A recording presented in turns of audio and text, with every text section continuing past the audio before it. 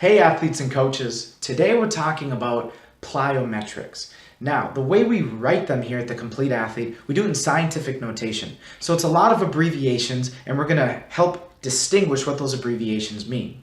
So this is a 3-part series, and we're going to have a ton of videos. We're going to have 8 videos showing you examples of all of this kind of combined that we're going to talk about. But 3 main parts. We've got initiation, which we'll be talking about in this video. Then we've got the direction, and then finally the movement itself. So initiation, it sounds just like it is. It's how we're gonna load the exercise, okay? Or load the movement itself.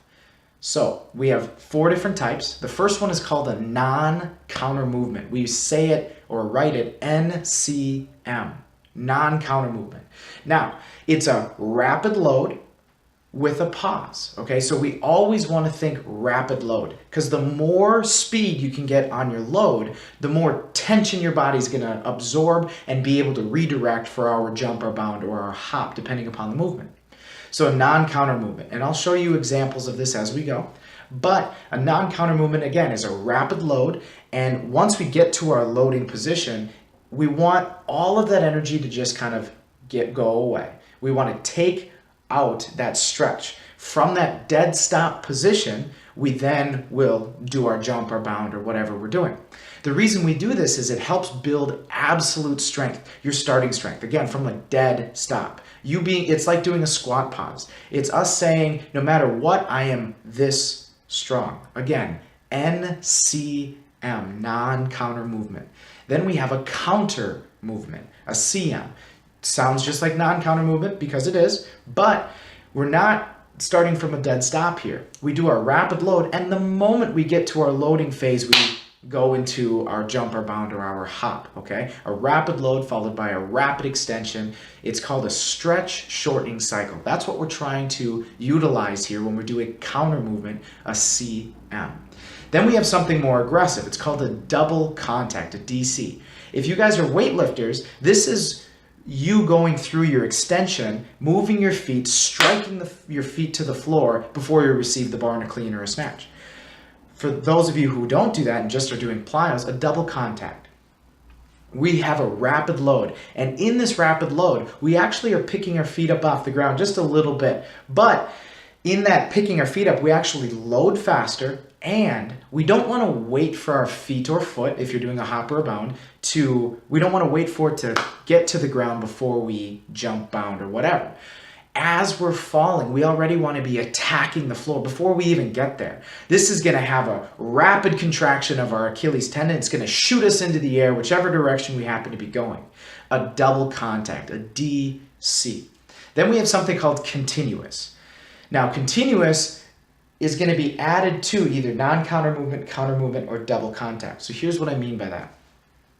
Let's say we write it CM, counter movement, hyphen, continuous. That means that we're going to be going through a continuous rapid load, extend. Let's say you're jumping. As soon as you're falling into the ground, you load again, you extend once again and again for however many repetitions it is. Same goes for double contact. If we are rapidly attacking the floor for our initiation, we have to rapidly attack the floor every single repetition thereafter. So let's check out a few of these examples. So let's talk about loads, okay? When we're doing all of these loads today, I'm just going to be representing them from a jump standpoint, because again, this is just to show you the differences between the initiations. If you actually want to learn how to load for, let's say, a lateral motion off of one leg, check out our movements video, our 3rd part of this series, and that'll give you a better understanding of how to load for unilateral type exercises. But let's talk about the non-counter movement. So remember, we always want it to be the same. All of our loads should always be the same. That way, your coach especially can look at you and say, hey, you know what, if we tweak this, now we can make a difference. But if you're changing how you're constantly loading, we can't help you be a better athlete. So let's talk about this for a second. And again, we're talking from a jump standpoint, but the same thing is for a bound or a hop. What we want is certain muscles to be contracted, tight. we want our lower back, our glutes, and our hamstrings, our posterior chain, to be tight and contracted, because as soon as we go into our load, those three muscles, our posterior chain, those are what's going to be taking the stretch. That means that the anterior chain, the exact opposite muscles, need to be unstretched when we're starting. So I want my legs to be completely locked out. I'm pushing into the ground. My glutes are somewhat active, and my core is on stretch, right? My lower back is nice and tight. From here, we want to take as much air in as possible. And then from here, we can go into our initiation. But when I do this, I get this huge pressure buildup. That's going to set my spine so that I can do whatever movement that I'm doing very well, okay? So, non-counter movement. Again, we go through a rapid load. So again, we always set up. Everything's contracted. I'm on stretch. I take my breath. And I rapidly load.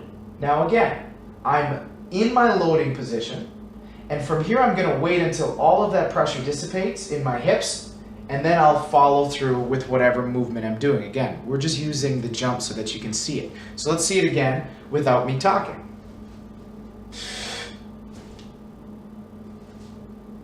Okay, so I rapidly load, I redirect my body by punching my legs into the ground. Okay.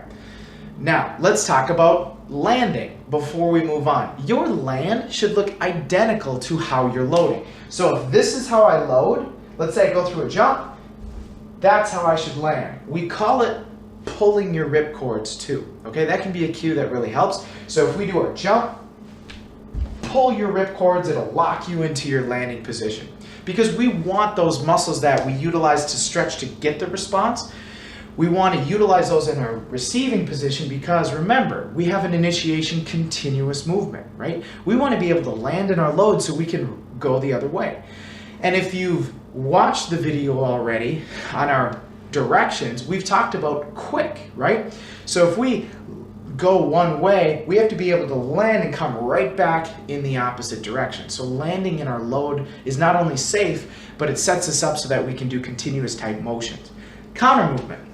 Again, same load, rapid extension. Big breath. Okay, you can see I got a little spring out of it, right? Because the moment my body got into its load phase, I was already driving through my legs. Okay, now I'm going to tilt the camera down. You won't be able to see me as much because you need to see my feet for this. Double contact.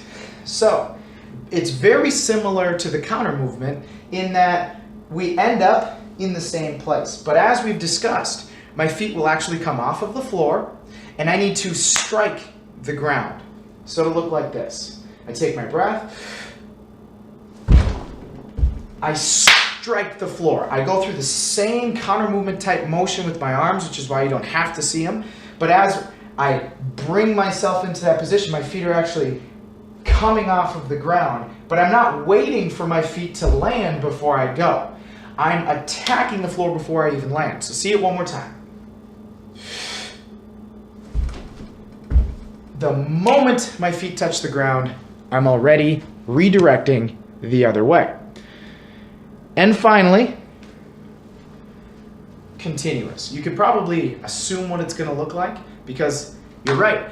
You should be going through whatever loading phase, through your jump, bound, hop, landing in your loading phase so that you can go right away.